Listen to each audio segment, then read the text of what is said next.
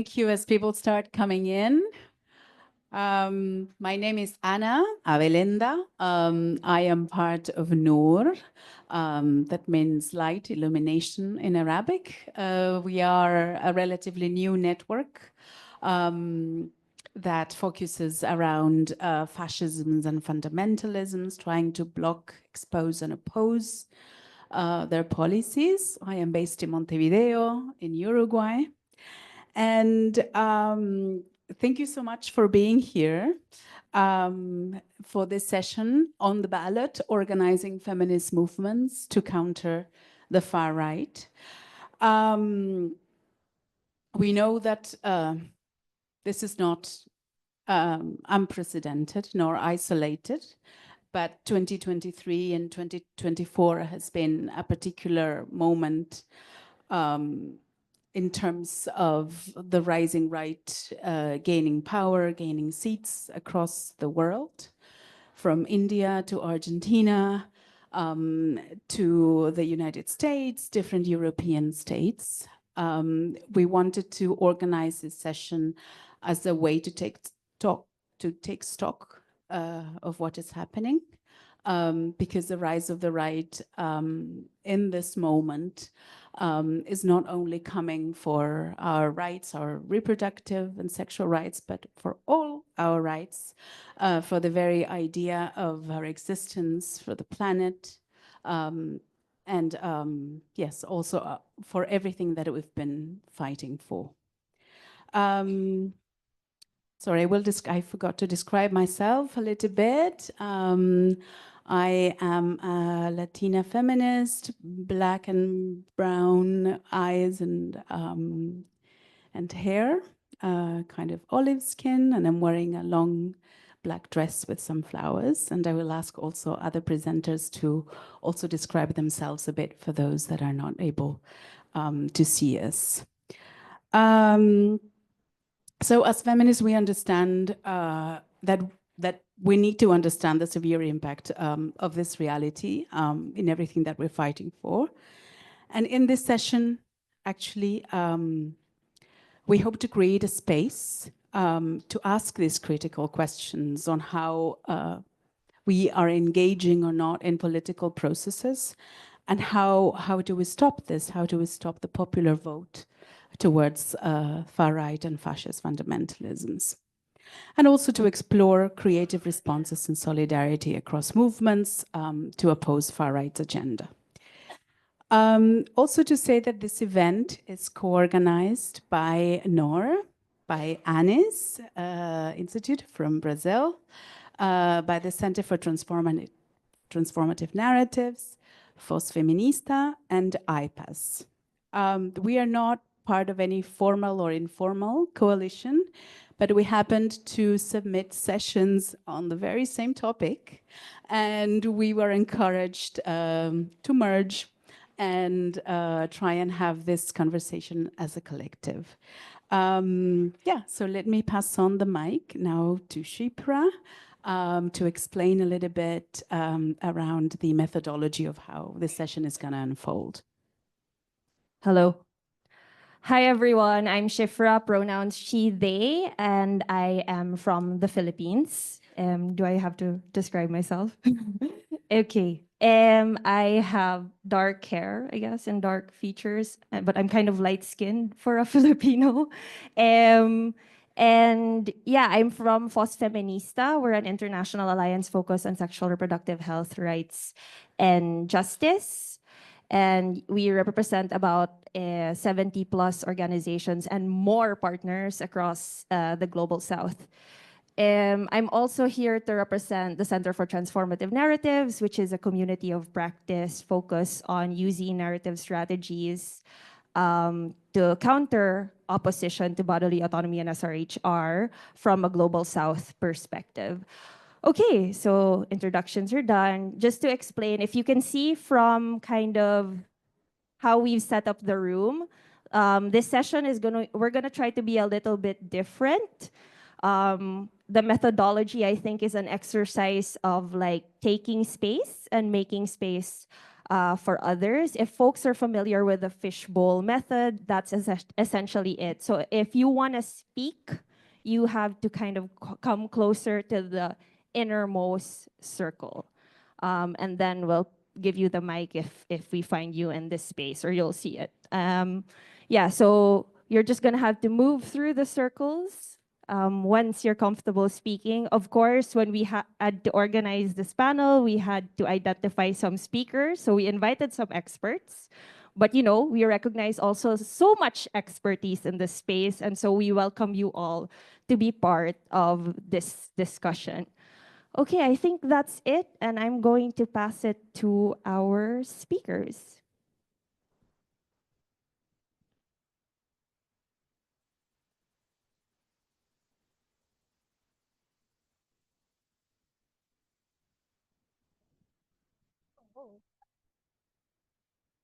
Yeah, I could.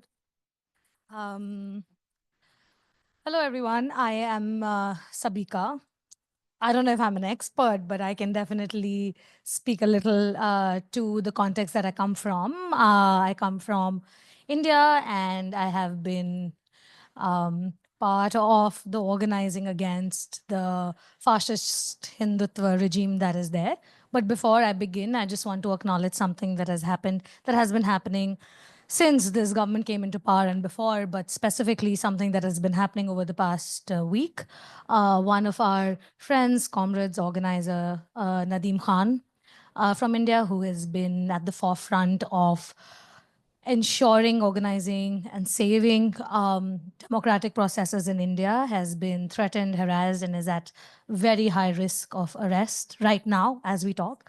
And because he's a friend and brother to me, I thought that we could not begin talking about what is happening in India, the tactics of the fascists, without acknowledging that we've been able to get some bit of safety from arrest till Friday.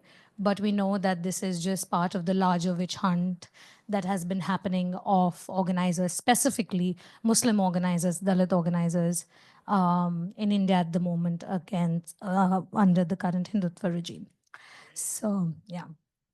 So, anyway, so I come from India, which is like the leader of Hindutva fascists, right? Mentoring other leaders in our region. And it is something that has been, it's not a new phenomena. It's not that suddenly in 2014 they won the elections and they came into power. This has been happening. The work to subvert democratic processes, to subvert established executive, judiciary, media has been happening ideologically and at the grassroots level for the past 100 years. In fact, in 2025, we are going to complete 100 years of this ideology, of the idea of a fascist Hindutva state. The writers of this ideology were actually fans of Hitler, were fans of, you know, far-right leaders during their own time. So that's that. And so this is the context that we come from. It is, they want an exclusive Hindutva state where minorities, where Dalits, where queer folks, where indigenous folks do not have a say, are completely disenfranchised. Their land's taken away, their culture is compromised, they're not allowed to breathe, eat, talk. Literally not allowed to eat what we want, not allowed to practice how we want. Like, you know, none of this is allowed. And it is as if we are being and the way the state has been taking over is all aspects of our life through grassroots organizing has become a big thing. So how are they organizing themselves? Because it's just 5 minutes and what is happening is a lot. I will just try to touch upon few points. And please, my friends, if you could just tell me when the time is up. Some of the methods through which the anti-rights actors are organizing themselves in India, especially under this Hindutva fascist regime, are through grassroots organizing. For example, RSS, the Rashtriya Swayam Sevak Sangh, which is the mother ideological organization in India of multiple small organizations.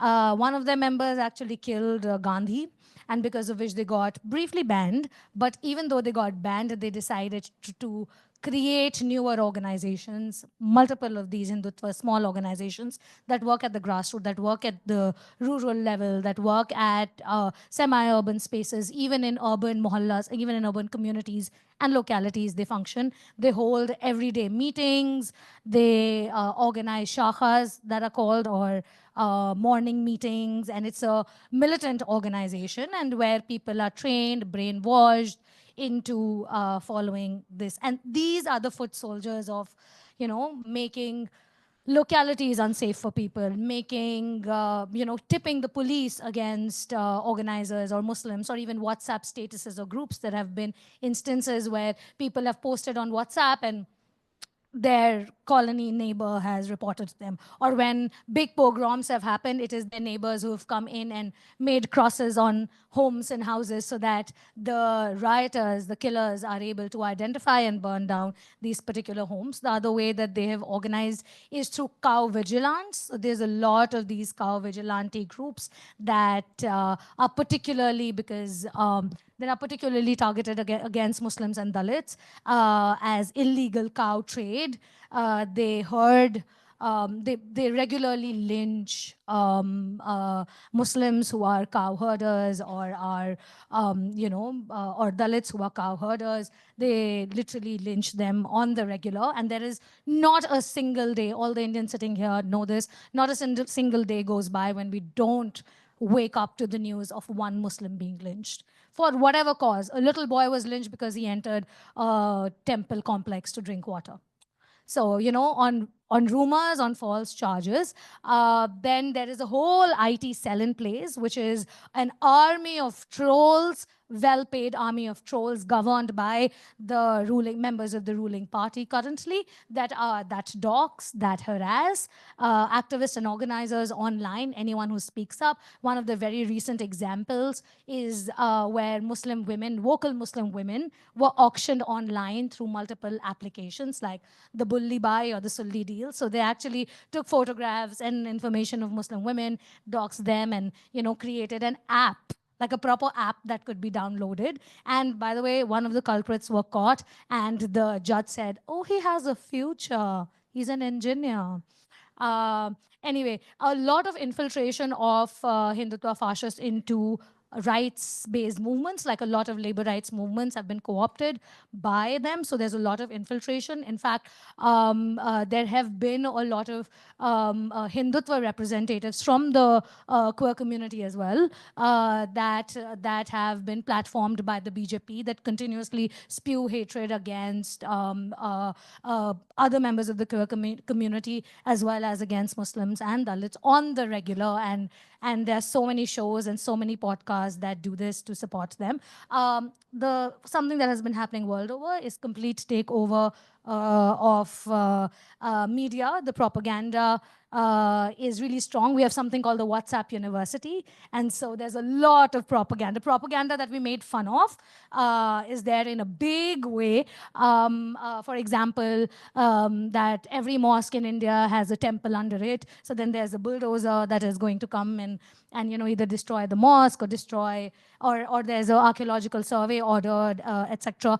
Plus also a lot of bulldozer politics, like uber masculine bulldozer politics of coming and completely destroying something that we learned from the Zionists, completely destroying homes and houses of Muslims and razing them to the ground on the basis of illegalities, and also using laws like anti-love jihad laws, conspiracy theories that Muslims are here to convert you, Muslims are here to impregnate your daughters, they are here to completely turn India into like a Sharia nation, that kind of conspiracy and rumors. And also completely dismantling the infrastructure using financial legislations like the FCRA that stop any funding flow into rights-based work in India. I mean, there's a lot to say here, but because the time is less, and I think there are other folks from the region here who can add to it later in the fishbowl. So that's that. We are fighting them, but we are also we are resisting them on the regular basis. And I hope that by the end of this fight, and very, very soon, our friends Umar, Gul, Khalid Safi bhai, Nadeem bhai, everyone, we are able to live freely and actually gossip over tea. So that's what the it is. I just wanted to say, for the folks that are at the back, there's plenty of room right here. And also it's a fishbowl. It's meant to be inclusive, non-hierarchical. Please come at the front as well. Yeah, we don't bite. Come.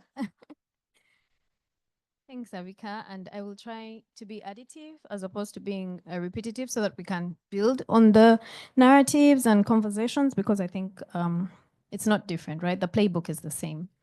So my name is Joy Asathira. I'm from Uganda. I'm a feminist from Uganda. My pronouns are she, her. I think where I come from, they'll describe me as brown. Yeah, I'm an African, a brown African. That's how, they'd say it where I come from. I'm 5 feet tall. I have black braids. I'm wearing green glasses, bright orange shoes, and a white outfit. Yeah. So I'll start by saying, just open my phone, sorry. I'll start by pointing out that in 2025, 5 African countries that I know of will be having elections. My own country will have elections in 2026, but we know that the election cycle doesn't begin the year of the election. It's planning and plotting, and the anti-gender, the far right, the fascists, the fundamentalists have already done their influencing. They've done their work. They've laid out their strategies and are implementing them. And the first strategy that I wanted to add on everything that Sabika has said is the fact that they will go to potential candidates and start asking them for, if we vote for you, what do you give us in exchange?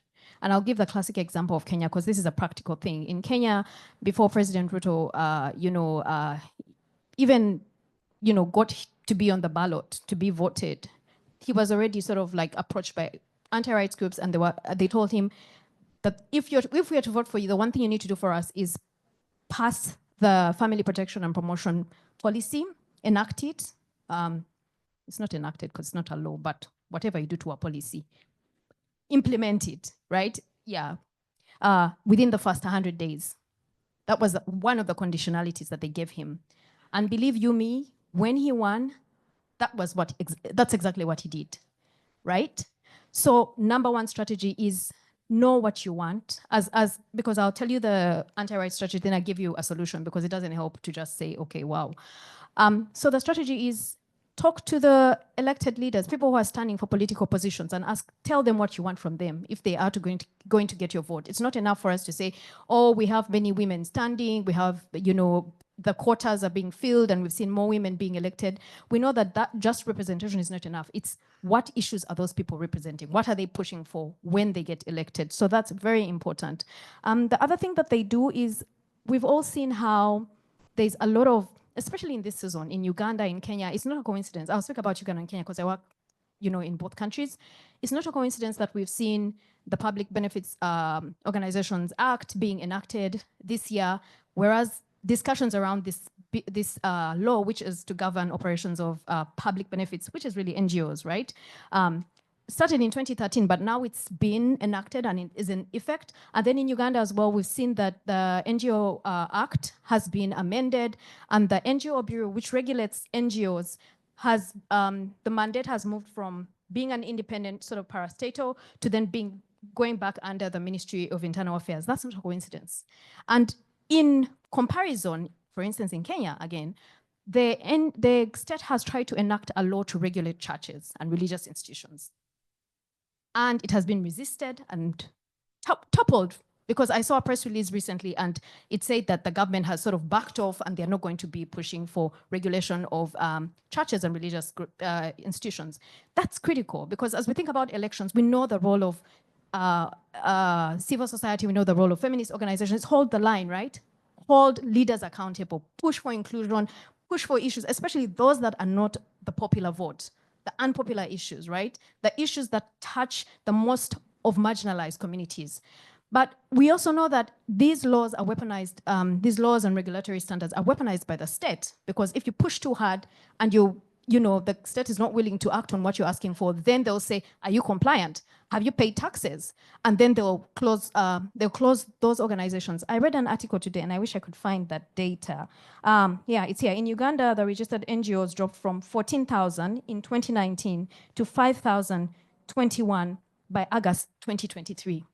On regulatory, because of regulatory issues, including feminist organizations being closed down, shut down, suspended, having their bank accounts closed, because they are asking for accountability. They're saying, how about these groups? How about our rights, right?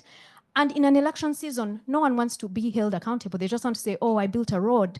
And that's the point exactly. In Uganda, in most African countries, issues of gender and reproductive justice, they're not on the ballot directly, right? People are asking for, did you build schools? Did you give me a borehole? But when it suits the state, they will weaponize these very issues against individuals, especially those who are standing for elective office. I don't know if you know Bobby Wine, but that's his, sort of like artist name. He's one of the opposition candidates who stood against our sitting president in the last election in 2021. And they weaponized, homophobia against him and said he supports the LGBT groups and that's why he shouldn't be voted. People voted for him anyway. But it's hard, right? And that's what they also do to women. If you're not married, for instance, and you dare stand, be like, how can you propose to look after a whole constituency or represent it when you can't even run a home, right? So it's this use of these gender nuances and cultural values and things to topple or to restrict, women leaders, feminist leaders, and people who are really awake to the, different discriminations that happen in society. So I really, really wanted to emphasize that. But also to note that, not all is lost, because we do have a few things that we can do as a people, and so suggestions for what we can do. We need to monitor the threats and develop preemptive strategies in advance. The narratives, the safety and security aspects, especially, we know how tech is weaponized. We know how women and other groups who represent other marginalized groups, when they stand for elective office, how they are doxxed, how they are bullied online. Sibika talked about this. And as human rights activists, as feminists, we need to support in building of capacity and protections, because tech is a big thing. It's the way votes, mobilized, but also it's a space for harm and weaponizing different things against people.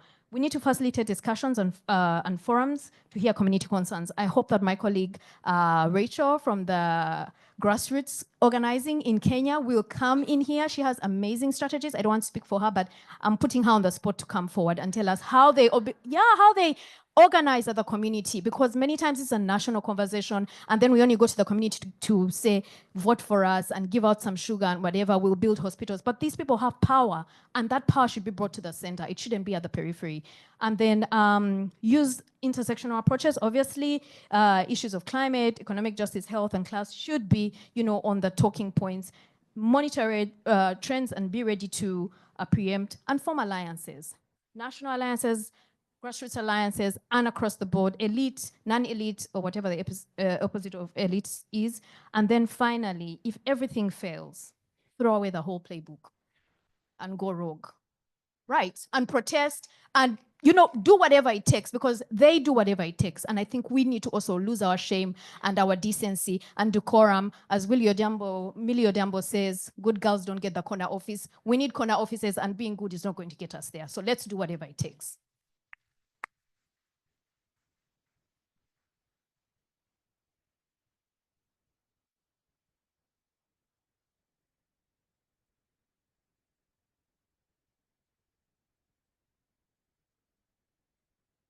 Hello, everyone.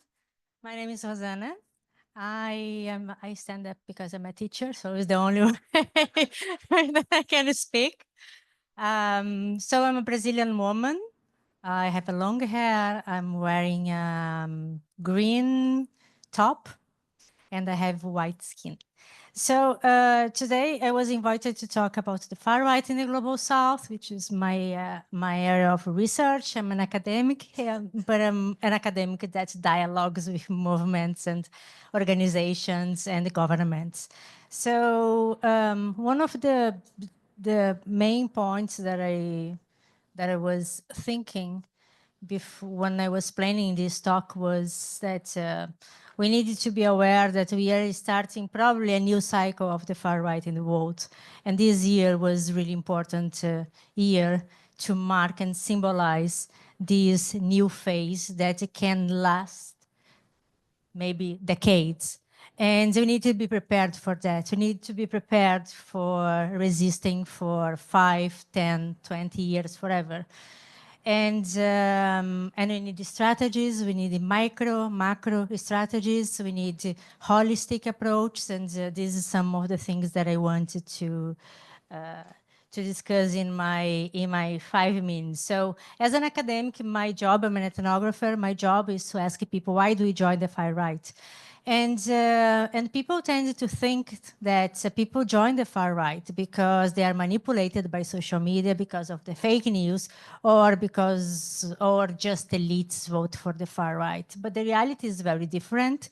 The reality, actually, low-income people are joining the far right and more, especially in the Global South. When we look at the Global South, we need to understand that we are talking about populations like Brazil, India, and the Philippines that have more or less 50 to 80% of its population, of their population, under the informal economy. So when you talk about far right in the Global South, we need to talk about economic precarity. So this is the space to discuss the Global South, because one of the things that we needed to do when I think about this long-term strategy of resisting is understanding how the far right works, in the way that we are just many times, not everyone, not you, not me, but the mainstream discourse is that we have a playbook, and this playbook just follows the US, and the far right is the same everywhere. It is not the same everywhere. It is much worse, or at least different, or at least more intense in the Global South. We have a history of torture, of dictatorship. We don't have a history of liberal democracy. When Modi, Bolsonaro, and Duterte came to power, Brazil, India, and the Philippines were facing an economic growth and removing millions of people from poverty. So these people, part of these people voted for them and support them. So we needed to understand the type of, this type of how the role played by economic precarity in the Global South, and especially in colonized countries, in which, I mean, Brazil has been the country that most killed transgender people in the world, and the 4th in feminicide, and this is before Bolsonaro. And I'm sure that the same in India, the same in many African countries, and in Asian countries. So we need to understand which kind of negative impacts and layers that the far right adds to this history of dictatorship and violence, and normalized violence, which for me is one of the key points. So just getting here my notes. So as I was mentioning, so the first thing when you think about the long term, maybe 10, 20 years of a new wave of fascism, the first thing is mapping the problem. So thinking about the strategies within the Global South, within this context, which is marked by anti-democratic practices since ever. And the second issue is to face the problem, face its dimension, and many times understanding that elites, of course, they, especially in Brazil, for example, white elites, especially male white elites are the main voters for Bolsonaro, but more and more women are voting for Bolsonaro, and black women always resisted more the far right in Brazil, but this number is also changing, and this is very concerning. And also we tend to overemphasize social media as a devil, as misinformation, and we talk about algorithms like something magical. Then we don't know exactly what they do, but they manipulate people. And we just reproduce these top-down reasons and believe that maybe the masses are manipulated. And so the solution is very simple. We regulate social media, which I believe, I mean, we need to regulate social media. We need to discuss transparency in AI. This is what I do in my lab, so I'm not against this.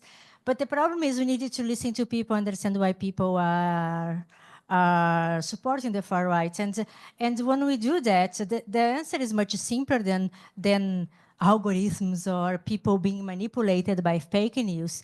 But it's much easier for international organizations and governments investing billions and create a new industry against fake news than actually change the patriarchy, than actually change inequality. Because this is the reason. I have been doing ethnography with far-right voters for 10 years now. When you ask, why do you like this guy? And most of people say, they will tell you stories about the neighbor who got a social benefit and he didn't get. He's going to tell, my son now decided to be gay. And this type of things, this type of resentment and rage and hate is built on face-to-face relationships. And then the internet is potentializes and the people encounter each other on online environments. So I really think I'm saying this because it is a feminist principle that our struggles is face-to-face. So, and what we do is face-to-face. When Argentinian women take the streets, they have this kind of energy, interpersonal energy. When we have all the positives evidence that you have countering the far right from a scientific point of view, I could do like systematic review summarizing 300 words, and all the evidence that you have from social movements are face-to-face and many times small-scale actions and practice. So we should continue believing in what we do, this type of face-to-face, eye-to-eye, and also taking the streets, but also we shouldn't, I'm saying that we tend to overestimate the role of internet, but sometimes we underestimate the role of social media as a sphere for resistance. Brazil is a very good example about how social media, how feminism became so popular, and it was a feminist revolution over the last 20 years in Brazil, and this was made on internet. So we needed to occupy and create our own influencers. We need to occupy social media and continue doing what we have done since ever, face-to-face, eye-to-eye, and dialogue with people. And we've been doing a great job. We changed everything in 40, 20 years. And there is this, the upcoming decades will be awful, but what we've been doing is exceptional and extraordinary, and we just should be more creative and collect and gather the hope together and just keep doing what we have been doing since ever, resisting. Thank you so much. Thank you so much, Sabika, Joy, and Rosanna. So now we're going to invite people to come forward if they want to add some interventions. Please take the seats in front in the innermost circle. Perfect.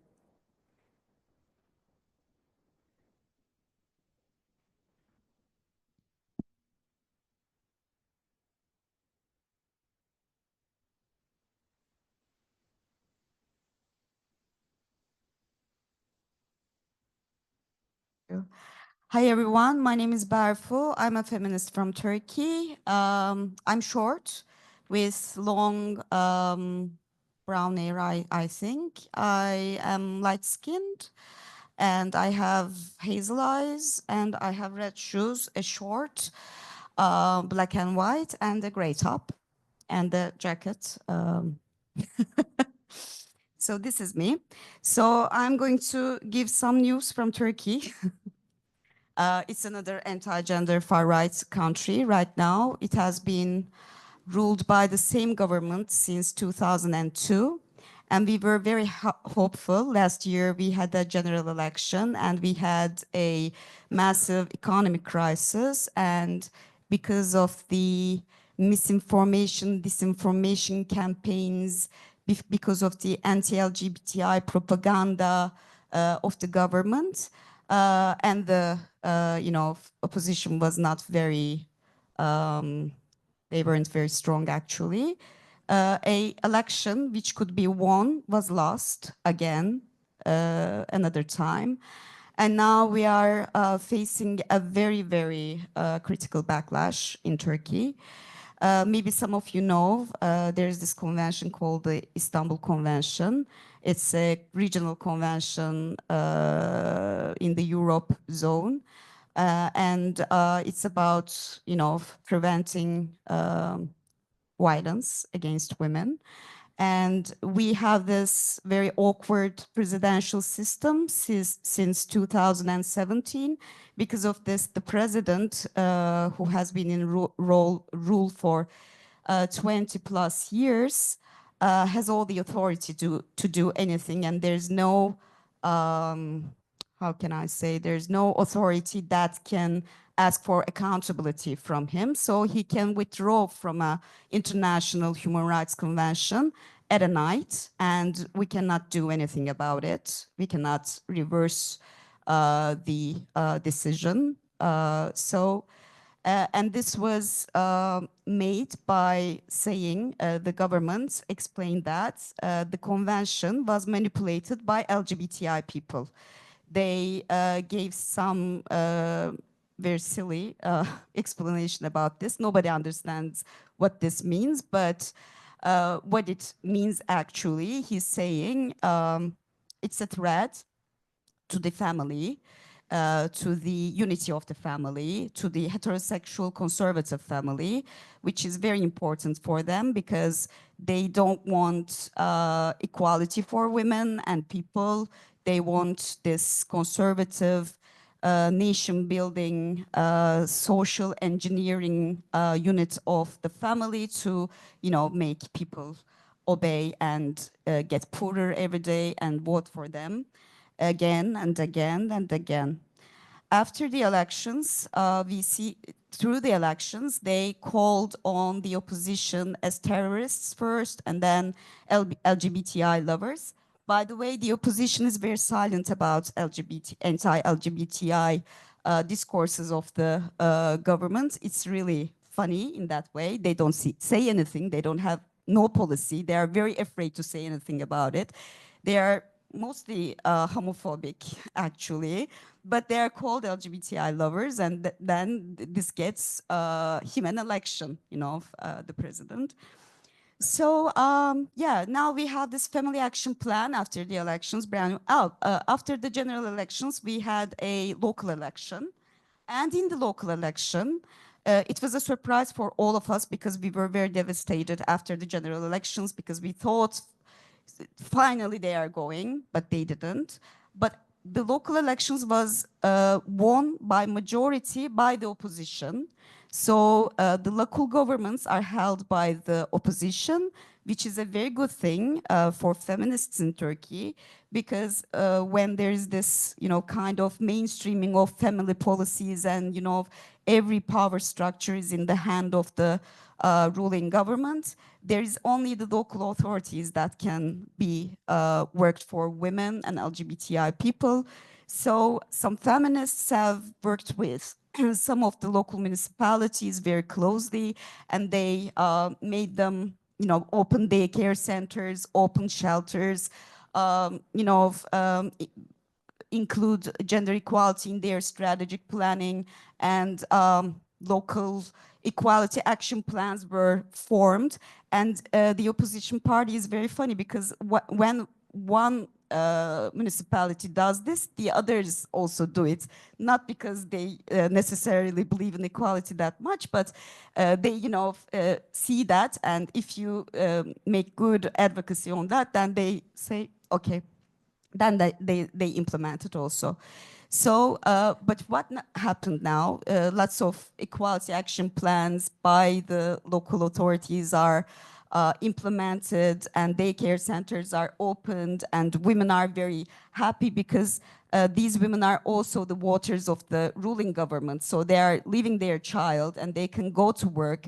But they are voting for the ruling government, but they can change their minds. So they see this as a threat, and now they are they are cutting off these daycare centers, saying that it's not legal to do this. The Ministry of Education should do that.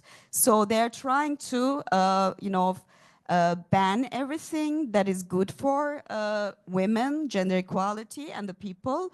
But we keep on struggling, taking over the streets, and finding our ways through the cracks. So this is some strategy and some background in Turkey. That's all. Thank you so much. When Joy says I come here, I have to come. My name is Rachel from Pussy Power Movement. Yes, Pussy Power. Yeah, she wants me to come here. But for the government purposes and due diligence, we are called Coalition for Grassroots Human Rights Defenders. And I'll tell you why. So I want to recognize the work SAC does, and also some of our partners that are here, that we do this work collectively together. That's RRT, and then I've seen Gloria, Felisa, Tika, Akina Mama, even Force, my sister, and Esther. So ideally, like what I want to put across through the intel also we get from SAC is that what we have realized as grassroots movement, there is a threat that is very intersectional. That's abortion movement, food sovereignty and seed sovereignty, sex workers, LGBTQ+, human rights defender, and feminist activists. Why am I connecting all these issues? The communities we live in, they are very intersectional. And if you look on now, the religious fundamentalists have been able to take over and to be very specific, coming from a community where we have 1 million churches than services and schools. And my neighbors are churches. They make a lot of noise. I can't even sleep. Is that the thing they sell is hope, the hope that of a Messiah that you have not seen. So if you see that Messiah, there's no hope. So one of the strategies that we had to take in of after the training from SAC and some partners working on the same issues, that we decided we can't be running away from these churches. We can't change them. We have their religious leaders who control a lot, so we have to co-opt them. So we said, let's start also making long dresses to join the church so that we are able, so when they say praise the Lord, they say praise the Lord, abortion rights. Praise the Lord, abortion rights. And pussy power, you get it? And through, because they have a constituency we don't have. And I know it can't work for everybody, but I'm saying what has worked for us on our end. So we brought some of them on the table, we did a value clarification, and we told them, no, we need to argue with you from a capitalistic point of view, and I'll not agree with many people. I told them, nowadays we are not seeing young people coming to church. Us, we have the numbers.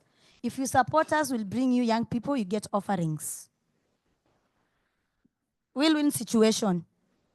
Yes, you get offering and you push my agenda. I have no money, but I have the numbers. So choose. And they're able to get into the box. And through that, we have been able to make most of them. And if you saw, for those of you saw Pussy Power Festival being big this time in Kenya, we had also to play them. And they had to also mobilize even them. And when they're there and they're saying Pussy Power, everybody's like, no, it's no longer lesbian and queer and everything. It's also church people. So they're saying it's our movement. So that's one strategy. The other one that has worked also is around, we can't deny there's politics even among us funder. Philanthropy will say anti-lobbying clause, don't be political. On the other side, foreign government, you call them multilateral or bilateral.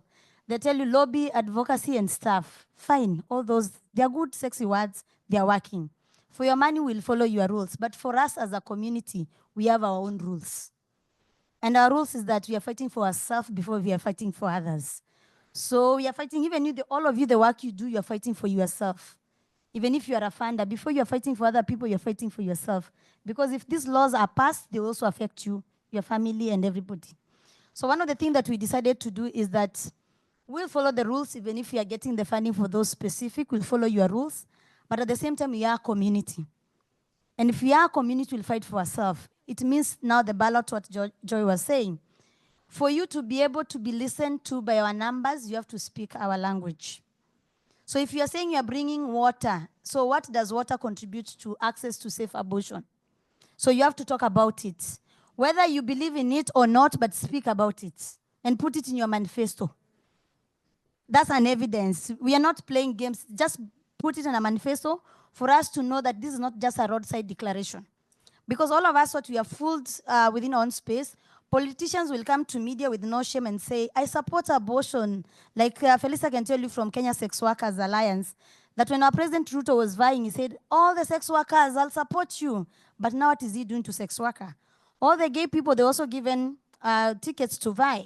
And now they are cracking what we are fought for. So in a nutshell, what I'm trying to say is that personal is political. The same way you choose someone to be in love with you, the same way you have to fight for your life. Because for you to choose the person you are with or you love or your friends, it's from a political point of view. So for us to be able to continue this war, we can't deny that we have to get into politics. And politics is dirty. Even if we don't agree, it's dirty. And for our dirtiness, it means fighting for our rights. Like the way Joy said, throw away the playbook as long as we get inside and making things work for us. The last point on investment. Many of us also, being that we are new within the space, we need to be old and to understand the politics of the space. The way we see religious fundamentalists investing like a 10-year plan, 50-year plan, SAC will tell you and they keep on saying, now we are going to fight the Geneva Consensus Declaration. How many of you know Geneva Consensus Declaration? By show of hands. If you don't know, please go and Google, learn. We have Trump. We have a lot of work to do. John Force webinar and SAC and everybody. We have to ensure our countries withdraw. Go to your foreign affairs ministers. Put more pressure because we can't afford to lose all the gain. Sawa sawa. Are we moving? And funders like nobody's business. Politicians, when they give you job, and I'll tell you this for free, they don't ask for reports. And I keep on telling you, they ask you, how many people have you bring? 20, let me see them. That's their report and they push their agenda. So even us, let's move away from conferences. We move. Thank you.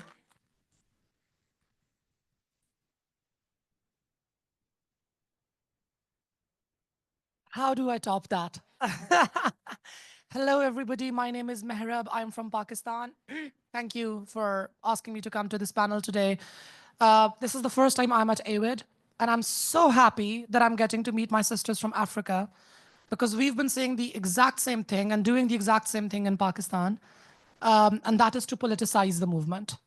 We cannot depoliticize it and just take it into conference rooms and go ahead from there. So a little bit about us. We lead a transgender political collective in Pakistan.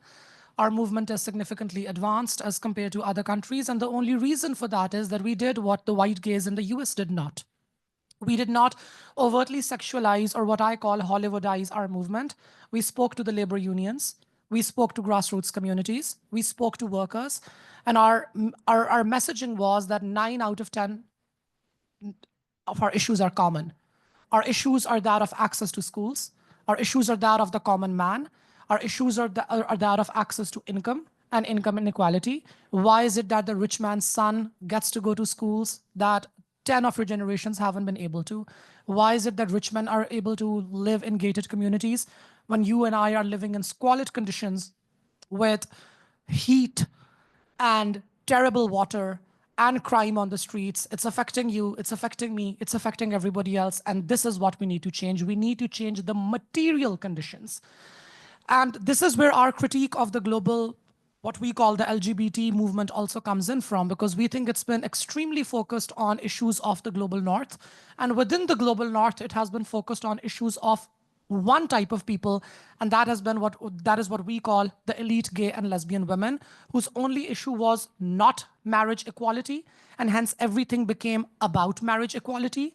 And once they got marriage equality, by the way, through a Supreme Court ruling and not a legislative order by their parliaments and congresses, 60% of the funding for queer organizing disappeared, which basically means that we have been held hostage to the whims and desires of one particular racialized, sexualized class of people living in one geography who believes that what their call to action is a global call of action, and each and every one of us in our specific countries, in our unique context, needs to replicate and do the exact same thing. Well, guess what? We won't, because our movements have been much older. Our movements have been decolonial. Our movements have been running even before the Stonewall riots happened. And this is not to discount the movement that has happened in the global north, which is why we did things differently, and we have shown results to the point that center-right political parties in Pakistan now have transgender rights on their agenda and on their manifesto. We've been getting trans women into political parties. We've been getting trans women into political offices, not because they wave a rainbow flag and they plead allegiance to some shadow, hollow, neoliberal global order, but because we talk about economic justice and the rights of the common man. The core point that I'm trying to make here is that the global movement, the way it has been structured around queer rights, has been around exclusivity and urbanness. It has created the illusion and the visual of a queer elite through shows like Euphoria and movies on Netflix. And elitism is naturally alienating. Elitism is about what you want to be but can never be. We have never been able to create the image of a queer commoner. We were sold and we were told that this is hashtag visibility is power, that this is hashtag representation matters, when instead what we were doing, we were creating the visual of homosexuality or queerness as this white elite ideal that you can only aspire to but never achieve, and only celebrities can get. We need to change that. We need to go down. We need to make it about the commoners. We need to make it about the common issues, because that's where most of us are united. And this has worked. Another quick fun fact before I go back and sit on my seat, although I know this is being recorded, so I'll quickly say it. We also work through feminist subterfuge and espionage. Basically, we infiltrate right-wing groups, carry out intel operations on them, and bring it back to the feminist roundtable. And what is happening right now is a global collusion of the Islamic fundamentalists and Christian fundamentalists, and the playground is Central and Eastern Africa. That's where the experimentation is happening. I'm on the hit list of Al-Qaeda and Taliban. They've openly published it. I don't give a fuck, because I'm from the mountains and I'm from Pakistan. But that is something that we need to fight. And I've been using this term that the black and brown crossover needs to happen, and it needs to happen fast. Because through proselytizing and missionary movements, conservative, far-right, brown people and black people are not just getting to talk to each other, they are financing each other and each other's movements. And we are meeting for the first time in 2024 at the end in Bangkok. So this crossover needs to happen, and this crossover needs to happen fast, because this is where the solutions lie. The second thing that they are trying to do, and they're actually getting quite successful at it, where Islamic fundamentalism and Christian fundamentalism doesn't necessarily hold political power, therein they appeal to machismo and the idea of national masculinity. And that is what they're doing with Hindutva in India. In India, they're talking about how there's this Hindu masculinity, and there's this god, which is Hanuman, who's supposed to be a strong god. Suddenly that god has biceps and six-pack abs in 2020s. That's the new visual. And they're appealing to that. So like white supremacy and its project is insidious, and it's spreading globally. And this is how we unite. So we have to be radical. We do not have to take into consideration how somebody sitting in Washington, D.C. looks at our movements. We have to look at how our movements work on all our lands, our soils, and we need to literally and honestly step out of our elite echo chambers and bubbles and start talking to the common people, because that is how movements are run, and that is how movements are pushed forward. And I hope that this consensus happens. Last point. Yesterday, I found out that the trans movement in Argentina is actually quite similar to the Pakistani transgender rights movement. It's also very political, very grassroots, very labor-driven, very critical of the global neoliberal order. And like I said, I did not even know about it. We are finding it over here. So the South-to-South learning needs to be more than just a buzzword. more action, more convenings, more crosstalk. One international podcast where perhaps I am flying into all of your countries and talking to grassroots leaders. I think that can be a game changer as well, when people start to look at how things are shifting and things are changing. Thank you so much. I think I've taken enough time. This has been a really fun conference.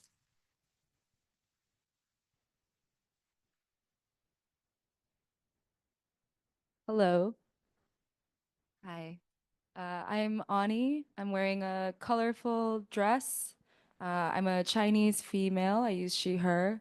I'm from the US and I live in Hong Kong, live and work in Hong Kong.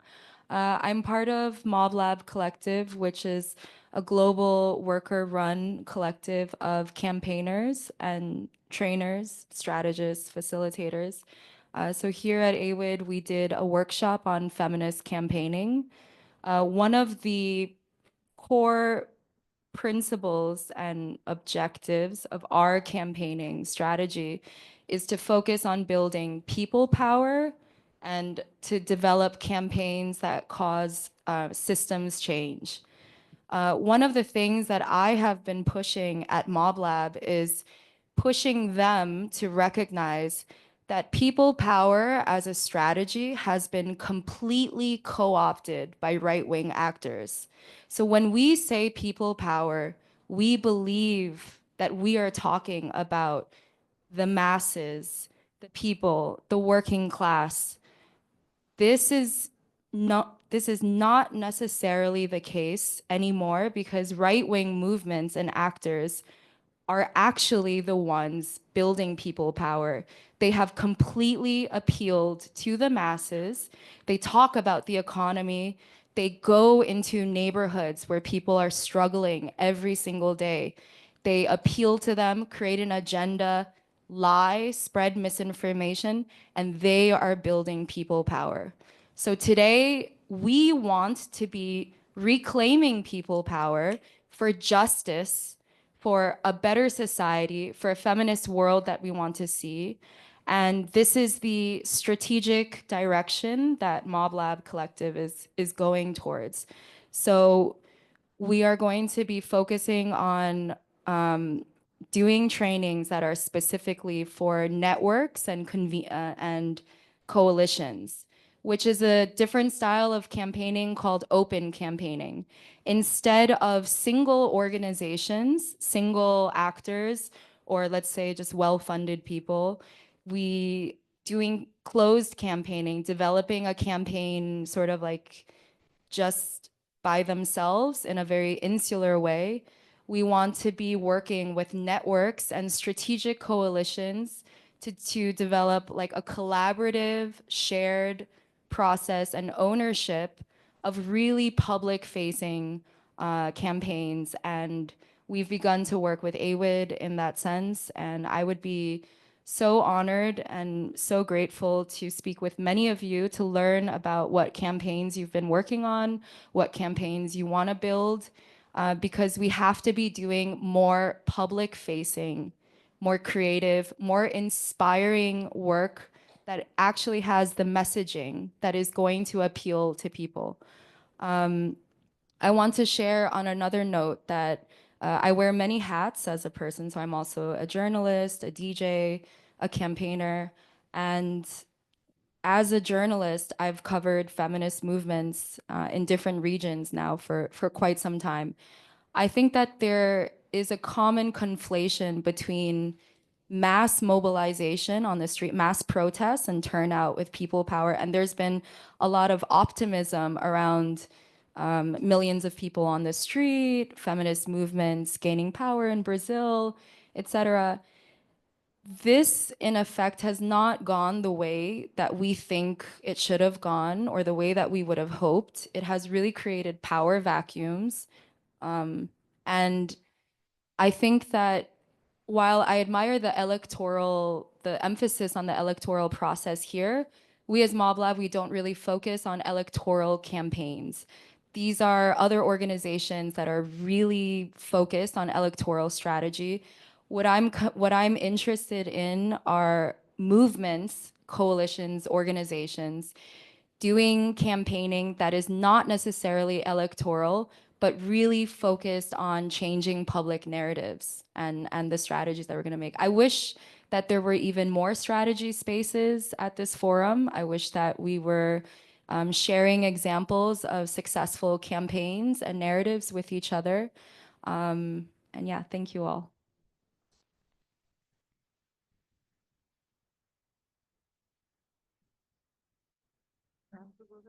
No, you can stay where you are. We also welcome anyone who wants to come in the circle. You don't have to be on the hot seat in front of everyone. There's space. Yeah, please come in. Hi, everyone. My name is Ana Cristina Gonzalez. I am from Colombia. I just wanted to add something because hearing what people is being saying,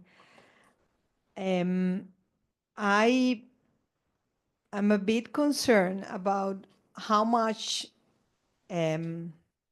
effort and energy we are putting in thinking and understanding how these people is doing and working and thinking and building power and so on. And I think it's very important to understand what they are doing, how they are lying, what kind of misinformation, how they are closing spaces for civil society, but we cannot organize ourselves around how they are doing or what they are thinking. And at least in Latin America, our experience is that we need to be very clear that this is a battle.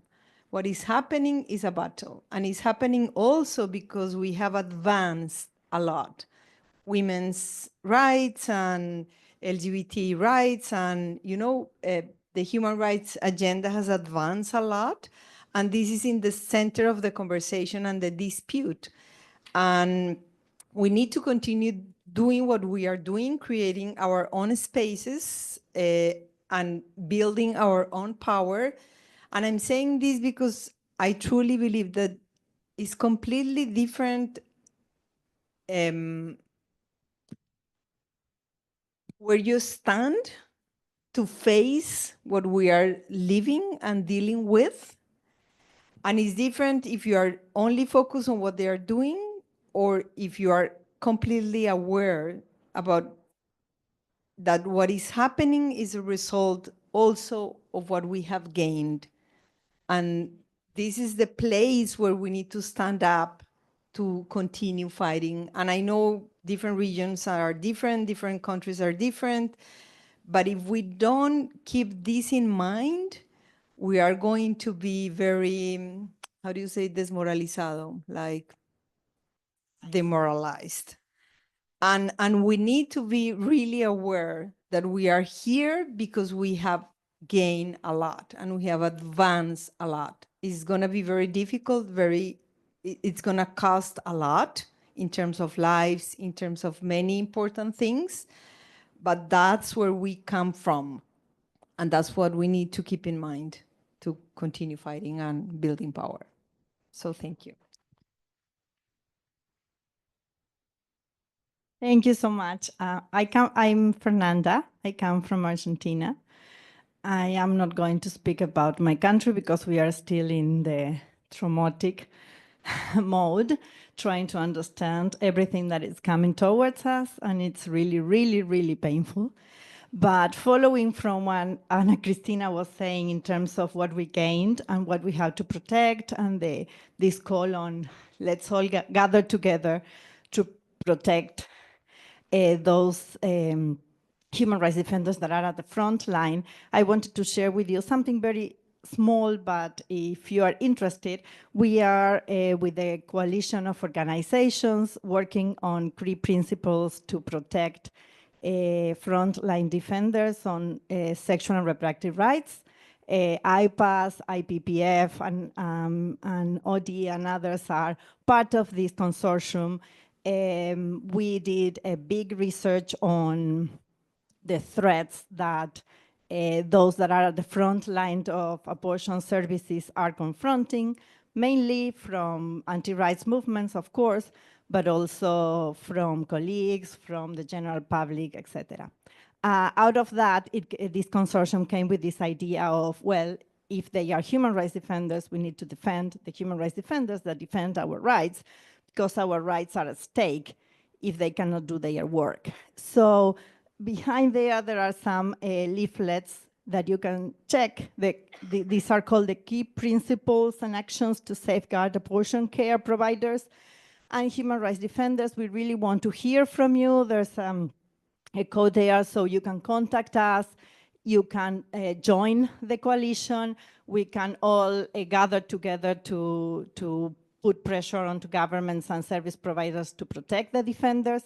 And in the same leaflet, there's also a campaign that we are running with our colleagues in Uganda, which is making it safe online campaign, and it's related to many things you said together today about the violence against LGBTI people that is facilitated by social media and technology, and what can we do about it. So there's a lot of ideas there. There's training, there's reaching out, there's support, and if you would like to be part of that coalition and also bring case studies from other places, we are more than happy to have you.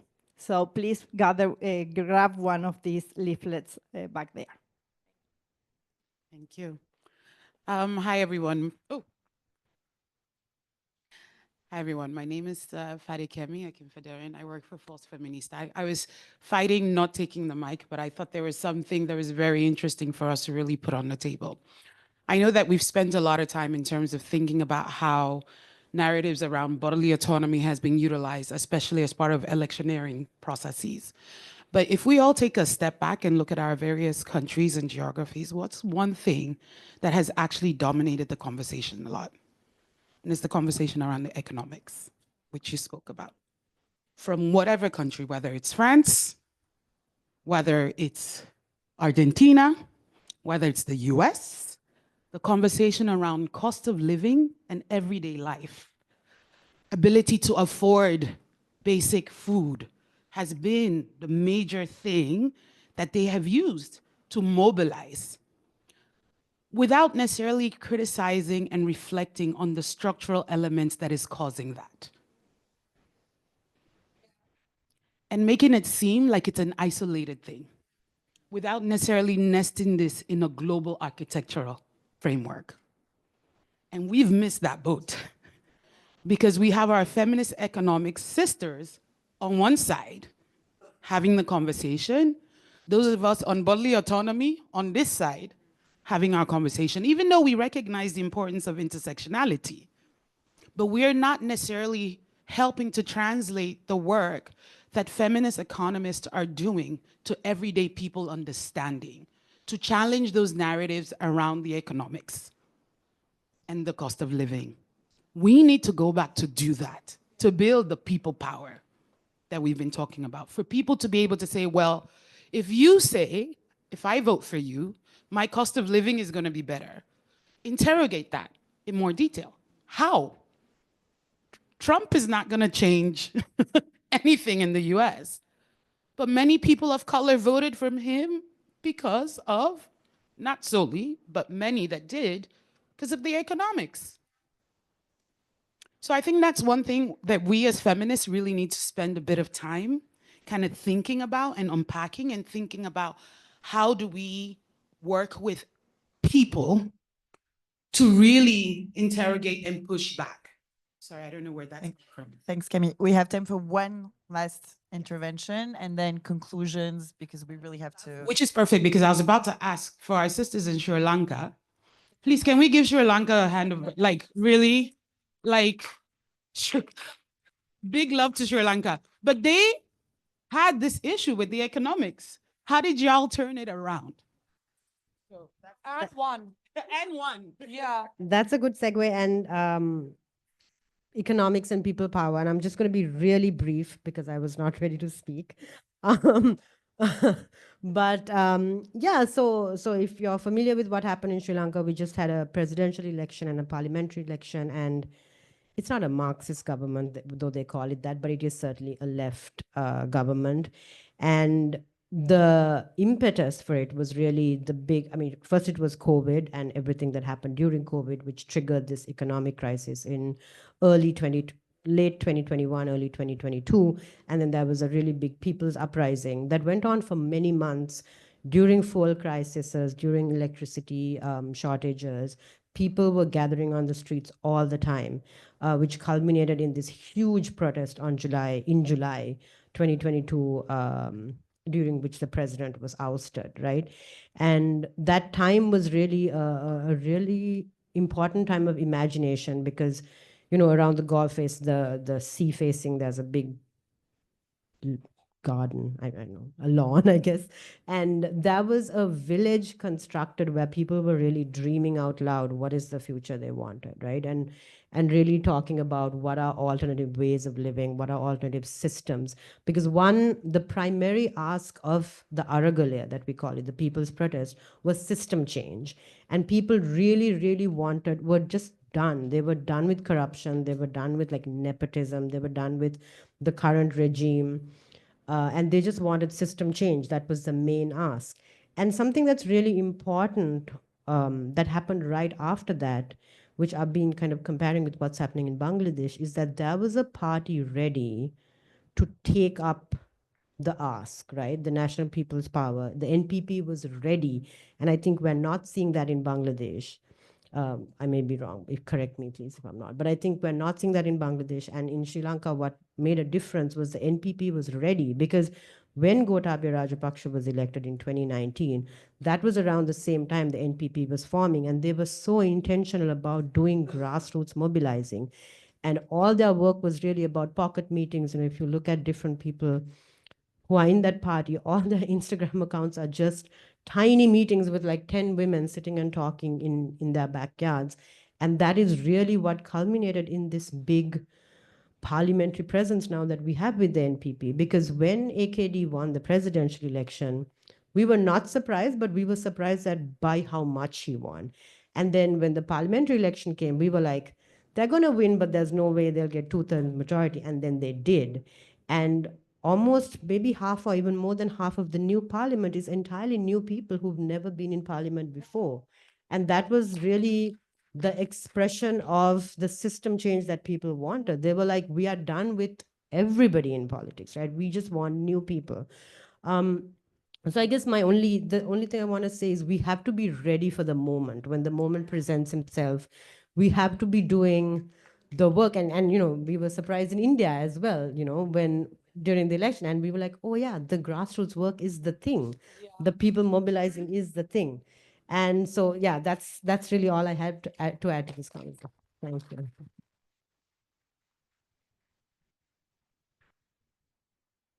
Is it working? Yes. Well, unfortunately, we have to wrap it up, and I don't know how I'm going to do that because this is an ongoing conversation, and I'm sure everybody's minds is like exploding with new ideas. So I don't know, quickly, just to say a few words about what we have heard. We know the present and the future are dim, they are complex times, and our enemies, we know they are strong, they are effective, they are popular, and they are coordinated.